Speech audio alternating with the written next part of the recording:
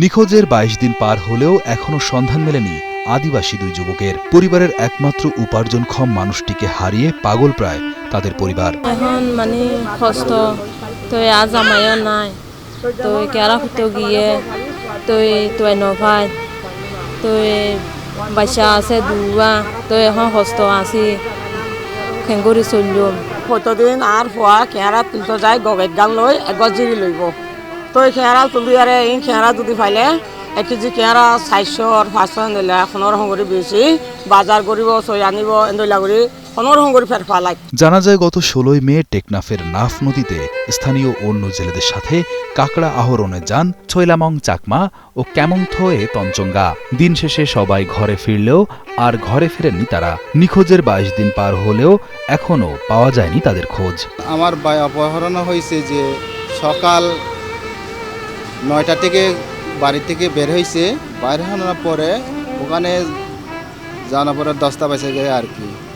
তো এই যখন বেলা 2টা-3টার সময় বাড়িতে ফিরে না, তখন আমরা একটা চিন্তার মধ্যে পড়লাম, আমার ভাই কেন এত আগে তো তাড়াতাড়ি আসতো, এখন তো আসে নাই কেন। স্থানীয় মুসলিম খবর বলল যে তোমাদের চাকমা ছেলে 2জন আর সুরা আটকে রাখছে। ভুক্তভোগীর পরিবারের ধারণা, মিয়ানমারের অভ্যন্তরে চলমান সংঘাতের জেরে সীমান্তে সক্রিয় হয়ে ওঠা রোহিঙ্গাদের কোনো সন্ত্রাসী গোষ্ঠী তাদের অপহরণ করেছে। পরিবারের পক্ষ থেকে লিখিত বক্তব্য পাঠের মাধ্যমে সংবাদ সম্মেলনে এমনটাই জানিয়েছেন মণি স্বপন চাকমা। পরিবারের বাহ্য মতে উক্ত দুই যুবক গত ১৬ মে সকাল 7টার দিকে টেকনাফ থানাধীন ১ নং হয়টং মডেল ইউনিয়নে হাউস দ্বীপ পাশে ৫ নং গেবেস্টল নাব নদীতে কাঁকড়া আহরণ করতে গিয়ে আর ঘরে ফেরেনি। আজ পর্যন্ত কোনো মুক্তিপণ্যের দাবিও ভিকটিমদের পরিবারের কাছে আসেনি।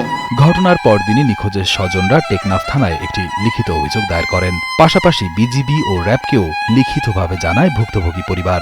আমরা বিটিভি ক্যাম্পে জানালাম, বিটিভি ক্যাম্পে জানাইয়া আমাদের বাইকগুলো আটকা রাখছে। তারপর র্যাব বাহিনীকে 15 ওখানে জানাইলাম। তারপর আপনার যে পুলিশ ফাঁড়ি আছে পুলিশ ফাঁড়িকে জানাইলাম। তারপর থানা আছে থানা হিসাবে ওসি হিসাবে ওখানে গেলাম তাড়াতাড়ি। ওই যে তারপর ওই যে টেকনাফের সিউ আছে সিউ মহাদের কাছেও জানাইলাম আমরা, তার এমপি কাছেও জানাইলাম আমরা, তো খোঁজ খবর পাই না স্যার। তো এই পর্যন্ত আমরা সরকার কাছে অনেক দাবি করতেছি যেন আমার ভাইগুলো যে তাড়াতাড়ি পায়। সরকার আছে একটা অনুরোধ থাকবে আমার। তদন্তের দায়িত্বে থাকা পুলিশ পরিদর্শক মোহাম্মদ শাহাদাত হোসেন সিরাজি বলেন, নাফ নদীতে মাছ ধরার ব্যাপারে দীর্ঘদিন ধরে প্রশাসনের নিষেধাজ্ঞা রয়েছে। তারপরেও অনেকে নিষেধাজ্ঞা না মেনে মাছ শিকার করছেন। এদের কেউ কেউ মিয়ানমারের জলসীমার অভ্যন্তরে প্রবেশ করে মাছ ধরেন। সীমান্তে কাজ করা নিয়ে আমাদের পুলিশেরও সীমাবদ্ধতা রয়েছে।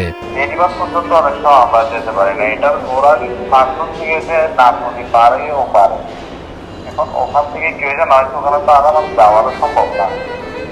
তারপরে আমি স্থানীয়ভাবে খোঁজ খবর নিচ্ছি, আমাদের এখানে ম্যাম্বার আছে, ম্যাম্বারের মাধ্যমে কথা বলছি, কেউ যে নয় খোঁজ নিয়ে দেখছি।